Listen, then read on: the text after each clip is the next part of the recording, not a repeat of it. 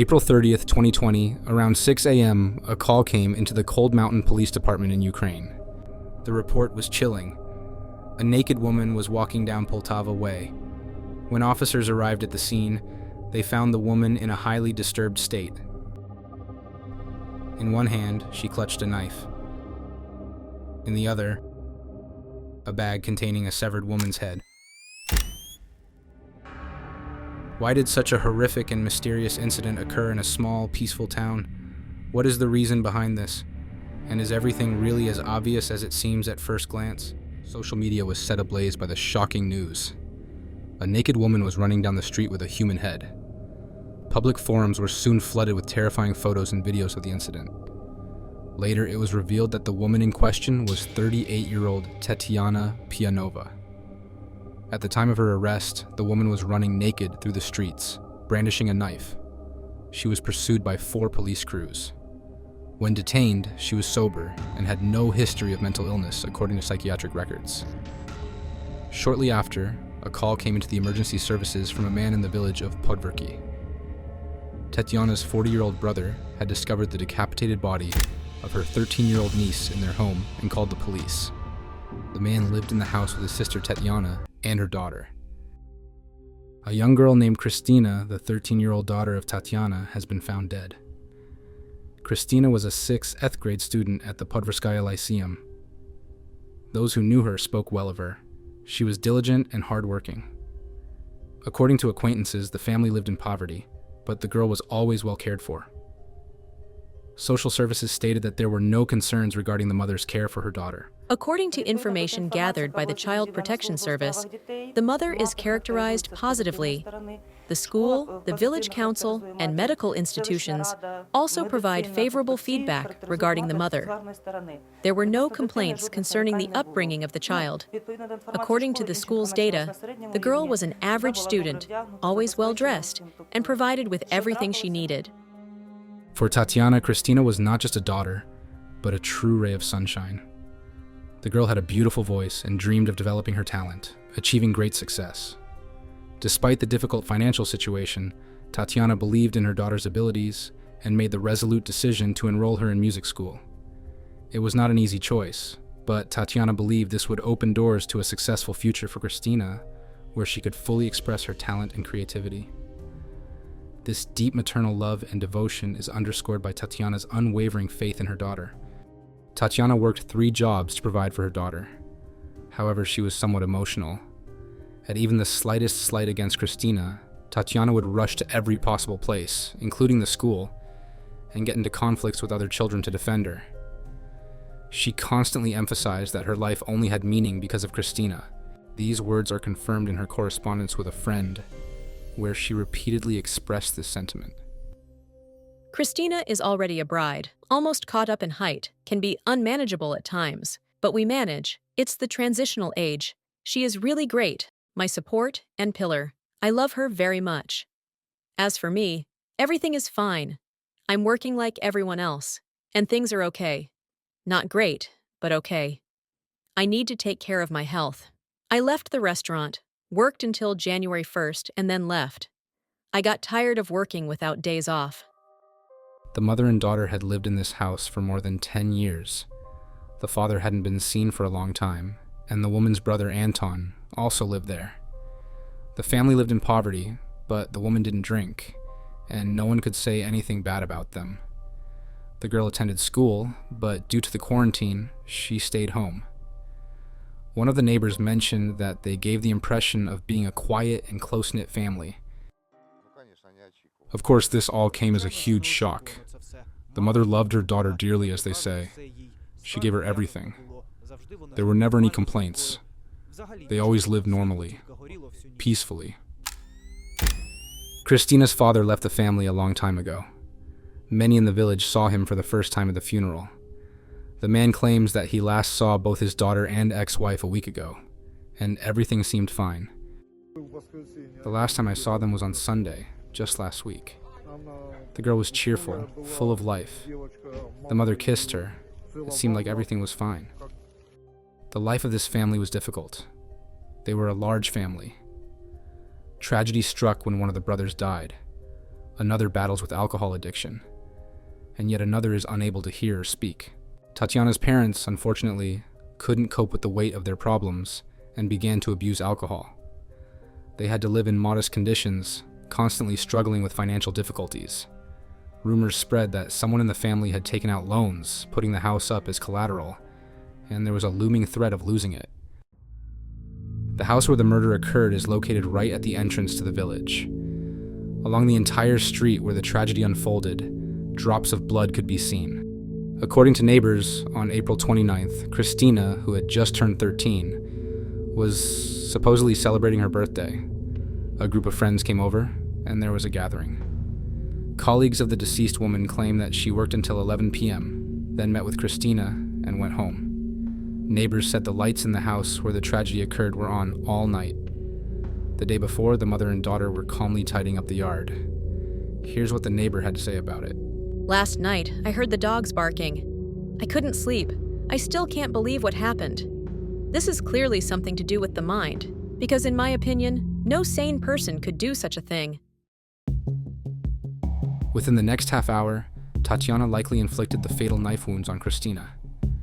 The mother stabbed the child at least 20 times in the head and face. The child died instantly at the scene.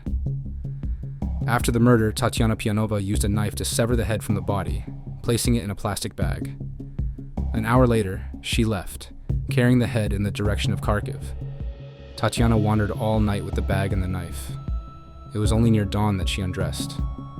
The distance from her home to the place of her arrest was about 6 kilometers. Completely naked, scratched, with a knife in one hand and the bag in the other, Tatiana Pianova was apprehended by police early in the morning on April 30th in Kharkiv.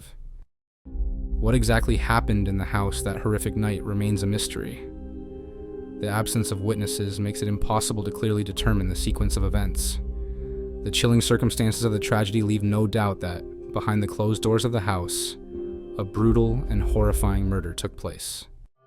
It's possible that Tatiana may have had certain mental health issues. Neighbors and her ex-husband claim that she was interested in the paranormal and even performed rituals. The last time I was with the child, she said, "I can see right through my daughter. No one can deceive me. I just look into someone's eyes, and I immediately know what they're about." Once, waking up on a holiday, she claimed she knew exactly what the child wanted: chocolate and ice cream. In the morning she bought it, and her daughter Christina asked, "How did you know?" Tatiana replied, "I gave birth to you. I know everything about you." Shortly before her daughter's death, she removed icons from the house and covered all the mirrors. Rumors of black magic and rituals began to spread in the village. The child's death occurred on the eve of Walpurgis Night, April 30th to May 1st, a night believed to be the time of witches. And they say Tatiana appeared to be possessed. Tatiana Pianova shared with a friend that in her dreams, her father, whom she called God, would come to her. Another possible motive is that Tatiana Pianova was a lesbian and may have been jealous of her daughter's relationship with her teacher. This version of events was reported by journalist Anna Yurchenko. Today, we said goodbye to Christina. Her mother, Tatiana, was a tyrant in the family. She bullied her brothers, according to the neighbors. She lived with a woman for 9 years and was a lesbian. She constantly pushed away Christina's father, who never understood why.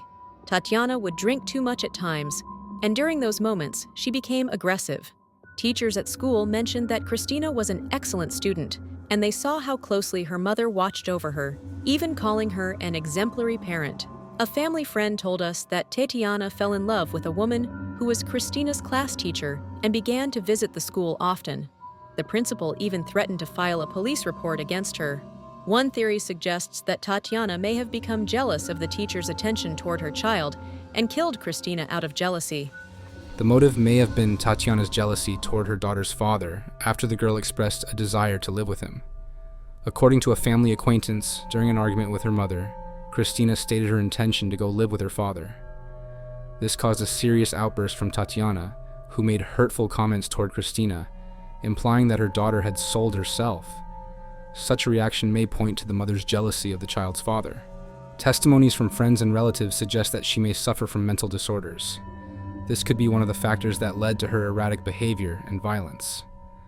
A mental illness can affect a person's perception of reality and their reactions to stressful situations, especially when dealing with family conflicts or other life challenges. I don't understand it myself. She might be in shock after seeing her daughter without a head. I don't know myself. That's 100% certain. Tanya doesn't have the strength to cut off a head, nor does she have that kind of hatred and cruelty. It's just that, at the moment, due to her inadequacy, they are making her the scapegoat for everything. In court, the woman stated that she was only awaiting God's judgment. She denied having a daughter named Christina and even demanded that people stay out of her personal life. Вам не скучно ли времени?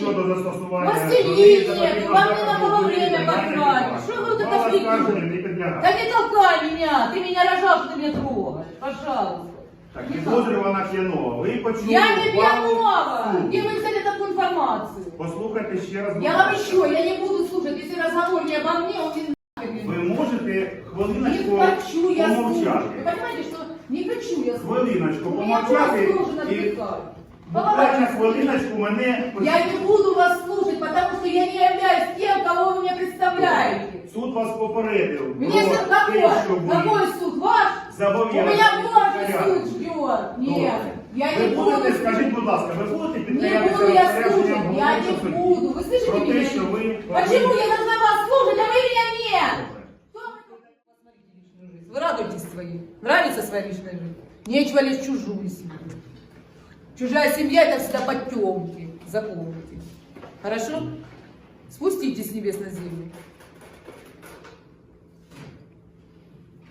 Как так получилось? Я же не лезу в вашу личную жизнь. Не спрашиваю, а как вы такая получилась? Мы имеем полное право приходить в суд и задавать Кто вопросы. вы такая мне? Покажи документы для начала. Кто ты мне такая?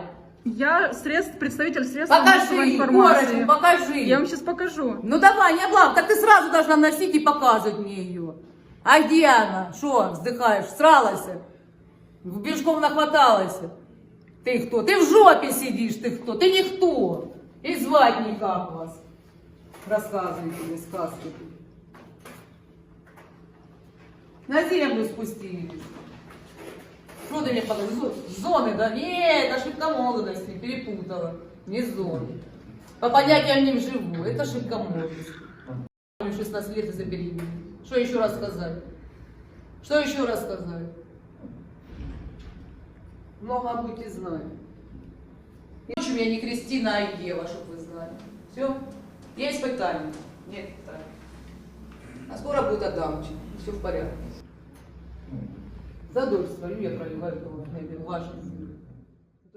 Pianova also stated that she would call upon God as soon as she got out of here, and it would be God who would decide whether to execute or pardon her. She was certain she had carried her cross and showed her bloodied, battered feet. Отец мой святой! Я вам роз'ясню про те, Да что мне разъяснить? повинні. Ничего я никому не должна, Богу должна! А вам вот пронесла крест! И сижу сейчас с вами! Не слышу я вас! One question troubles everyone. Could the family have been involved in the murder? After all, for generations, the men in this family have suffered from alcoholism and drug addiction, while their women have become victims of violence. The parents of the suspect, Tatiana, passed away long ago, but her brother Anton has a legal claim to part of the house, which is why he continues to live there. Tatiana was the only one working in the family. Her brother regularly committed acts of violence against her and her niece, and Tatiana repeatedly sought help from the police, but to no avail. Anton was known for his aggression, stealing items from the house to sell as scrap metal, and leading a chaotic life. His aggression often surfaced in family conflicts, including his relationship with Tatiana. In 2004, Tatiana's cousin, under the influence of drugs, murdered his father and grandmother. After serving 15 years in prison, he was released in 2019. The community familiar with this family tends to believe that the women have become victims of the men's alcoholism and drug addiction. There is also speculation that Tatiana and her daughter were among these victims. Anton repeatedly attempted to impose inappropriate behavior on young Christina. So at the time of the murder, there were at least 4 people in the house. Tatiana, the mother, Christina, the daughter, Tatiana's brother Anton, known for his drinking, and Alexei, who is deaf. On the night of the tragedy that took the life of 13-year-old Kristina Pianova, there was another man in the house. He was caught on surveillance cameras, but who he is and what he was doing remains unknown. After her arrest and the court's decision, Pianova was placed in a high-security psychiatric hospital in the city of Dnipro. Since her admission, she has continued to communicate with her friend Yulia, telling her that she plans to return to the village soon because, as she claims, the psychiatric hospital is being shut down. However, this turns out to be a myth, as she was deemed legally insane, making any plans for her return unfounded. Despite this, there is widespread concern in the community, especially given the country's troubled situation with psychiatric institutions. During her stay in the hospital, over 30 expert examinations were conducted, including immunological, cytological, forensic, criminal, psychiatric assessments, and DNA testing. Kristina Pianova was buried on May 5, 2020, in her hometown of Podverki. A video of the farewell to 13-year-old Kristina Pianova has surfaced online. От нас через мученическую смерть, через убиение, и заслуживает нашей молитвы сегодняшней. И все, кто сегодня пришли, все, кто ее знал, все, кто с ней общался, кто ее любил, кто дружил с ней, учился или учил ее, для всех это, конечно, тяжелая и невосполнимая утрата. В это до сих пор трудно поверить, но нужно найти в себе силы совершить эту молитву и провести в последний путь новоприставленную рабу Божию Христину. Пожалуйста, зажженные свечи будем держать в левой руке, а правой рукой совершать крестное знамение. The local residents collected money and bought a tombstone for Kristina. She was buried next to her best friend, who died in a car accident. This tragic story leaves many questions unanswered and serves as a reminder that human actions can sometimes remain a mystery. It highlights the complexity of human psychology and the unpredictability of events. Even those we know and consider close may have dark and unknown sides. This story reminds us of the importance of supporting and promoting mental health, both within the family and in society as a whole.